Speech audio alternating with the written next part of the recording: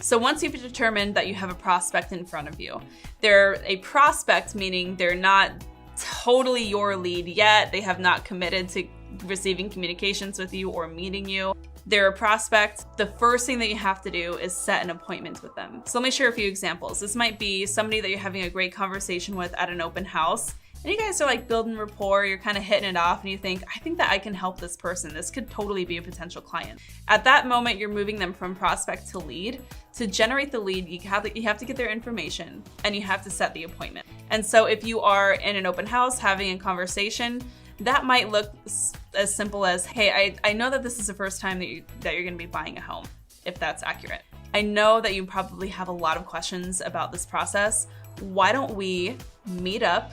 We can have a quick meeting, either in person over coffee or right there at the open house, or over Zoom, depending on what your availability is. And I can show you what the process looks like, answer any questions you have, and let you just pick my brain about how the market is today. What do you say? This is very non-committal. This is an easy thing for somebody to say yes with, especially if they feel trusting with your rapport building. From there, you're going to just generate the lead, right? You're gonna get their contact information, you're going to send them a link to Calendly to book an appointment with you, and you're going to begin the chase process. The same thing is going to be true if you're receiving a referral, right? So say you have a friend who's saying, hey, my buddy Chad, he's moving into the area, he's relocating here from another state. I told him that he's gotta talk to you. This is not where you go, okay, great, I'll just wait to hear from him, because you'll probably be waiting for a long time. At this moment, it could be appropriate to say something like, oh my gosh, I appreciate you so much. Thank you for thinking of me. Would you mind putting us on a shared text message or connecting us via email? If they're even into it, you can ask them to give you their information. So, hey, do you have his number? Like, you guys are really good buddies. Do you mind if I just give him a call? Right? So that is where you want to be a little bit more assertive in making sure that you can set that first contact or set that first appointment. This is a mistake that I see a lot of real estate agents make when they just kind of wait for the referral to come to them.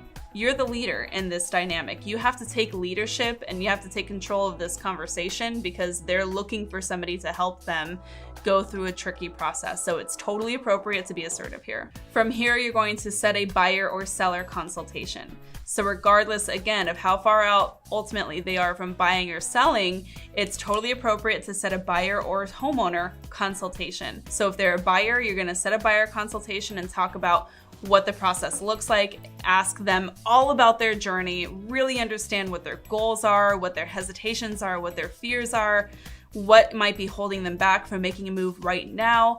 Ask all the questions, get all of the information, and from there you can guide them on putting a plan in place for a successful home purchase. Same thing for a home seller. If you get the, we're not looking to list for another 6 months, we don't want anybody by the house, we don't want any photos taken, we definitely don't want showings, that is not your cue to back all the way off. That is your cue to say, I hear you. 6 months is a great timeline to begin this conversation.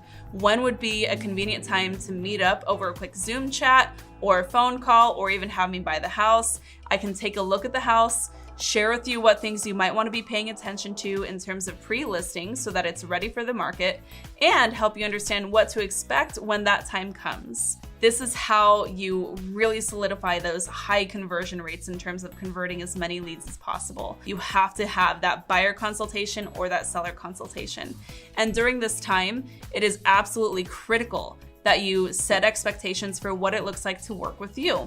You have to share exactly what loyalty and commitment looks like for you, and when you are going to give 110% to your clients, what that looks like for them in return. Because a lot of times this is where we lose control of the dynamic.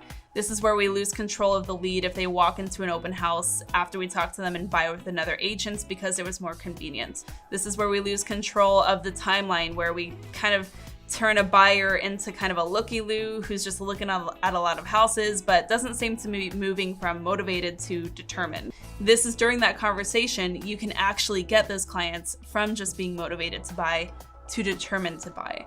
And so that's why it's so critical to have this conversation.